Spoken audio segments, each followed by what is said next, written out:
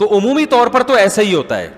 کبھی کبھار ایسا ہوتا ہے کہ وہ قدرتی حادثہ نہیں ہوتا بلکہ اللہ کا, بولو بھائی, عذاب. یعنی عذاب کا مطلب اس کی کوئی لاجک نہیں ہوتی, وہ خود بخود ہو جاتا ہے, کوئی وجہ نہیں ہوتی اس کی.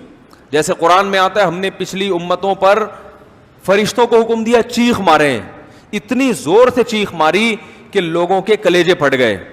اب چیخ مارنے کی تو کوئی سائنٹیفک لاجک نہیں ہے نا, کوئی سائنسدان نہیں کہتا کہ فرشتہ لیبارٹری میں آ ہی نہیں سکتا, وہ روشنی ہے, وہ نور ہے, وہ مادی چیز نہیں ہے. ایسا بھی ہوتا ہے, بعض دفعہ ایسا بھی ہوتا ہے کہ ہوتا قدرتی حادثہ ہے مگر وہ قدرتی حادثہ اللہ لوگوں کے لیے عذاب بنا کے لاتے ہیں.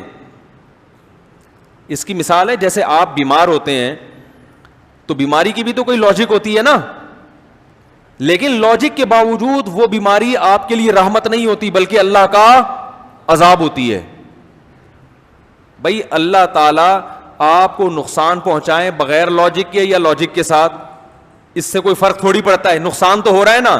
اس میں اللہ کا ارادہ کیا ہے, آپ کو نقصان پہنچانے سے مقصد عذاب دینا ہے یا ویسے ہی ایک فطرت کا جو اصول ہے اس اصول کے تحت آپ کو نقصان پہنچایا جا رہا ہے. یہ فیصلہ کون کرتا ہے؟ اللہ کرتا ہے.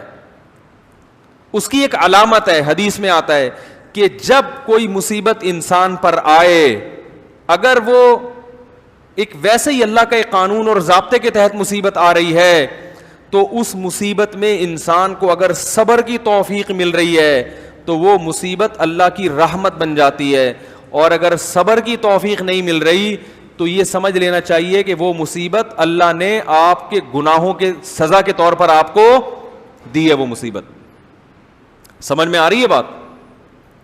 تو بسا اوقات تو کوئی لاجک نہیں ہوتی. ویسے ہی جیسے قوم لوط پر عذاب آیا, اللہ نے اٹھا کے الٹا پٹک دیا, اور قوم سمود پر عذاب آیا, قوم عاد پہ عذاب آیا ہواؤں کا, وہ واقعی عذاب تھا اور آج بھی آتے رہتے ہیں.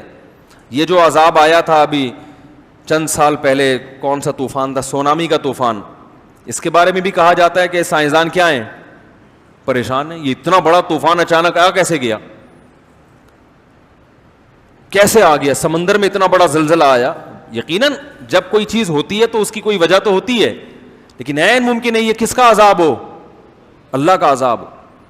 اور اتنی بات تو یقینی ہے کہ اگر اللہ کا عذاب ہو یا نہ ہو, اتنی بات تو عبرت حاصل کرنے والوں کے لیے ہے کہ یہ جو دنیا ہے یہ قابل اعتبار نہیں ہے. ان حادثات سے اتنی عبرت تو بہرحال ہر ایک کو حاصل ہو جاتی ہے کہ بھائی کچھ بھی کسی بھی وقت تمہارے ساتھ ہو سکتا ہے, لہذا دنیا سے زیادہ دل مت لگاؤ. یہ عبرت تو کافر کو بھی ہونی چاہیے. دیکھو انسان کتنے اسباب اختیار کرتا ہے اپنے بچاؤ کے, پھر بھی ہلاک ہوتا ہے کہ نہیں ہوتا. اس کا مطلب قدرت نے اس زمین میں ایسا نظام بنایا ہے کہ آپ اس زمین میں اطمینان کے ساتھ زندگی نہیں گزار سکتے, اور اللہ چاہتا بھی نہیں ہے کہ اطمینان سے زندگی گزاریں, کیونکہ اللہ نے اس دنیا کو اصل نہیں بنایا. تو یہ جو دنیا میں مختلف قسم کے عذاب آتے ہیں, مختلف قسم کی, چاہے قدرتی حادثے ہی ہوں, لیکن اس سے اتنی بات بہرحال ثابت ہوتی ہے کہ بھئی یہ دنیا قابل اعتماد